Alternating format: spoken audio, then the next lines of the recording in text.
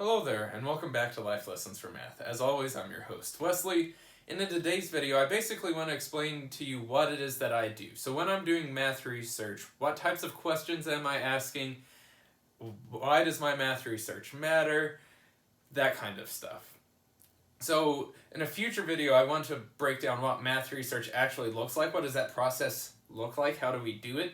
But for now, I just want to basically explain to you the big ideas, those questions that I ask in order to have research at all. So I hope that makes sense.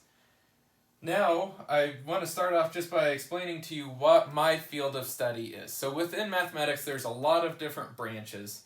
The branch that I live on is known as partial differential equations. And because mathematicians typically are lazy, especially when it comes to writing math up, we tend to abbreviate partial differential equations as just PDEs. So if you hear me refer to as a PDE, know that I'm referring to it as a partial differential equation. So what is a PDE?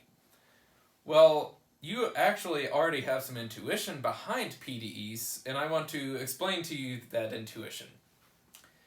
So a PDE basically wants to understand how life changes when multiple variables are present.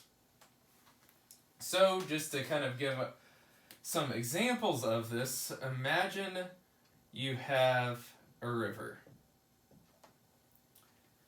Now, the location along the river is going to dictate how fast the river is moving. So if you're at a part of the river where there are rapids, that's going to move a lot faster than a part of the river where the water's calm.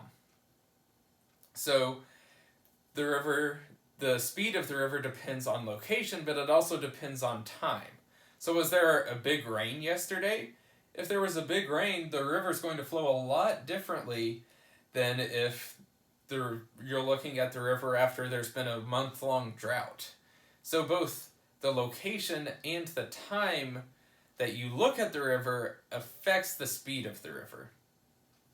And so that's something that a PDE might try to understand of like, okay, so whenever there's rain, it moves faster. Whenever there's rapids, it's moving faster. Whenever there's a drought, it's not moving as fast. Whenever there's calm water, it's not moving as fast. So how could we put all that into an equation?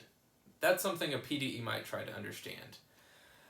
Another example is imagine you have a fire. And I'm sorry, my art is not the greatest. I'm a mathematician, but I think for the most part, my art gets me by. So imagine you have a fire, two people, one person's closer to the fire than the other. Who's going to get warmer faster? Well, the person who's closer to the fire. So again, this is an example of something a PDE might try to understand. How location affects the speed at which you get warmer. So the location closer to the fire is going to get warmer faster than the person further from the fire. So there are multiple variables going on. The location in space, and when I say space, I'm not talking outer space, I'm talking our physical space, so like the XYZ coordinates, for instance. And sometimes it's just X and Y if we're looking at 2D, or just X if we're looking in 1D, but you get the idea. It's the physical location of it in time. So the person who is physically closer gets warmer faster, so after a certain amount of time has passed, that person's body temperature is higher than that person's body temperature. So we have both space and time involved here. So again, PDEs try to understand these types of questions. The types of questions where you might have space and time involved, or you have a lot of different things going on, like you have density and viscosity and other physical phenomena all rolled up into one. So because, as I've just described, PDEs tend to be very applied, there's actually a wide range of subject areas that fall under PDEs, from very pure PDE to very applied PDE. So the pure side when I say pure mathematics, it basically means the theoretic side of mathematics, the math for the sake of math, if you will. They're really interested in understanding how things work in general when you strip away all the applications, which we need that general framework in order to be able to actually understand a lot of how this applies to the real world. And then again, you have the applied side, which cares about the applications. How does this actually matter to people? And then my specific research, I tend to classify myself somewhere in the middle of PDEs. You know, I use a lot of the theory, and a lot of the stuff that I do has theoretical implications, but I don't like to do it without application. I don't strip it completely of application either. There's always a physical motivation for what it is I'm studying. So if you know me, it probably doesn't surprise you that I'm right in the middle. Just because I tend to like balance in life. So, with that being said, how does my specific research apply to the real world, and in particular, how does it apply to stuff like STEM? So if you're not familiar with STEM, it stands for Science, Technology, Engineering, Mathematics, and Medicine. So how does the stuff that I do apply to stuff like this? Well, basically, there is a model that comes to us from STEM, and through that model, we're actually able to look at a partial differential equation of some kind.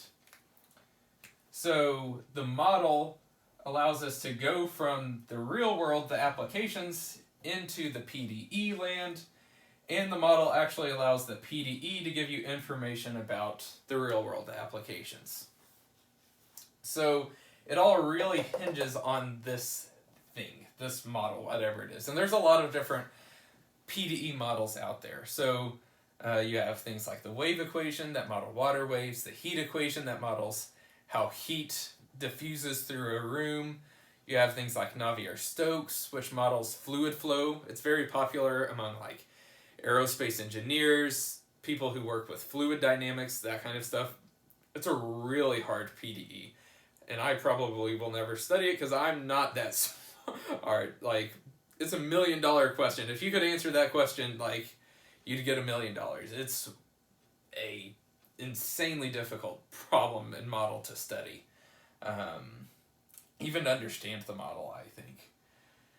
So, yeah, there's a lot of different stuff out there. I've studied models that try to understand how magma flows through the Earth's crust, how light behaves whenever you move it around, and stuff like that. So, there's a lot of neat stuff out there, how cells talk to each other, and stuff like that. So, with that being said, what are the types of questions that I ask of the applications? So when I'm going from applications to PDEs, what types of questions do I ask? The first type of question that I might ask is that of existence.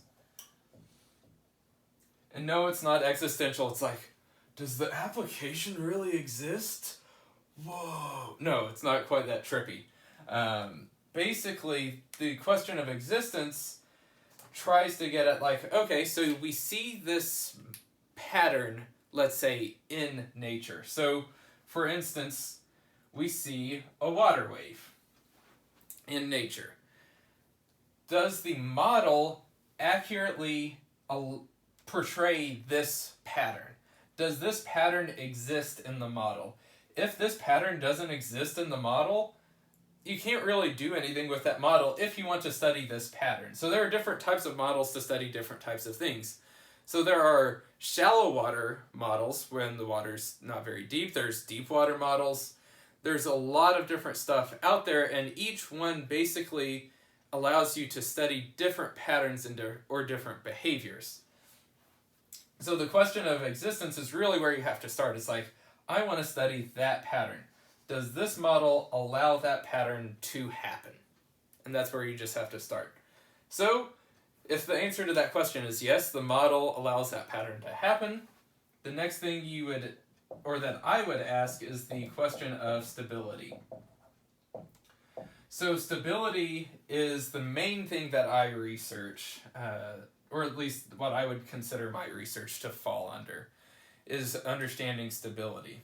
So what is stability in mathematics? Basically, the stability of mathematics wants to understand how well does a pattern like this handle imperfections, right? Because this world is filled with imperfections. It's just the sad nature of the world we live in. You know, nothing, absolutely nothing in this world is perfect. So if something is going to make it in this world, it needs to be able to handle the imperfections of life. It needs to be able to roll over a rock and keep on going. Or, like if it's a water, it needs to be able to handle surfers surfing on it and that kind of stuff, right? So how well does it handle perturbations, imperfections? That's the main question behind stability. So there are things that are both unstable and that are stable. So just to give you kind of a physical example for this, let's say we have a pendulum, right? So this normal pendulum, this is what's known as a stable solution, because anytime I hit it with an imperfection, it goes back to itself, right? It takes that imperfection and it might take it a little bit of time, but eventually it goes back to where it started. So it's like, okay, I'm calm now. You know, it freaks out for a little bit and then it calms back down. But if we flip it, this is what's known as an unstable solution. You know, if I manage to perfectly balance it, it stays there, but it can't handle any kind of imperfection, because as soon as I hit it, it freaks out and all of a sudden it doesn't look like that anymore. It looks like this. So when it's unstable, the pattern that you originally saw, this perfectly balanced pendulum, disappears and it becomes something different. So again, that's the core idea of stability. It's trying to understand how stuff behaves when it's disturbed. So the next natural question is the question of dynamics. So the question of dynamics basically wants to know, how does stuff behave after it's been hit with an imperfection? So let's say we know it exists and we know it's stable. We want to know, well, how is it stable? So like I said with the pendulum, it freaks out for a little bit and then it goes back to what it was originally. Sometimes when something's stable, it just keeps going back and forth forever. It never goes back to what it was originally. Somehow it's changed a little bit. It stays close to what it was originally, but it's not quite the same as it was. So the question of dynamics, again, tries to understand how does it behave after it sees an imperfection. So these are the three main questions that I tend to ask from STEM. It's like, because we know, based off the real world applications, how it should behave after it sees an imperfection. You know, there are some things that are just like basically brush it off, like the pendulum. It just brushes it off and it goes back to where it was before. There are some things that just like freak out whenever they've seen an imperfection. So I hope that makes sense. So now what does the math, the PDE itself, actually have to tell us about the applications?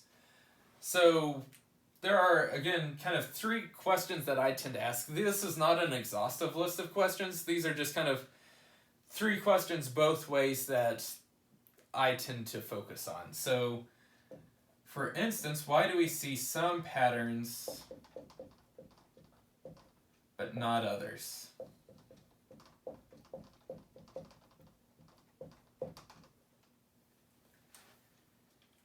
So, for instance, imagine, I'm going to stand over here just so you can see these questions. Imagine you have a zebra, right? Why do we always see the stripes of a zebra going around the torso this way?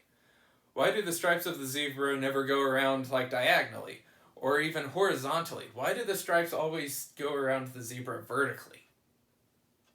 That seems kind of weird. Like, we only ever see this pattern. So, like, this is a question that I might ask in mathematics, and it's like, okay, so in the mathematics, this pattern might be totally fine with the zebra. And in fact, I believe it is. Like, this pattern is totally fine according to the math. It's like, oh, we should see that in the nature, in the real world. So why don't we see this? Why do we only see this pattern of zebra stripes? And the short answer to the zebra stripe question is stability. You know, even though the horizontal stripes are technically a solution, they're not stable. So whenever you have horizontal stripes, they just freak out in the real world and they tend to go towards the vertical stripes. So that's kind of the first natural question. And kind of tangent or related to that is, can we predict new patterns? So like I said, with the zebra stripes, you know, the math says, oh, we should see the horizontal stripes. So that's a new pattern that we should see in the real world. We don't because of instability, but there are other things that, you know, the math might see, the model says we should see, that scientists just have not thought to look for. You know, people working in science, technology, engineering, math, or medicine might not have thought to look for that type of pattern before. But the math says, hey, you should look at that for that type of pattern, and here's where you should look for it. Here are the time scales that you should look on, or the space scales that you should look on in order to see this type of pattern, or here's the type of imperfection you should hit it with if you want to see this pattern. And then the scientists are like, oh, whoa, we did that and we saw the pattern. That's pretty cool. So that's, again, another question that the math might see that actually informs the real world. And then kind of the last one I want to talk about is, can you stabilize desirable patterns?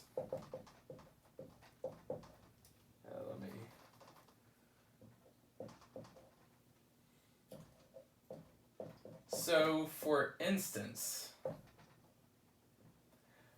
imagine you have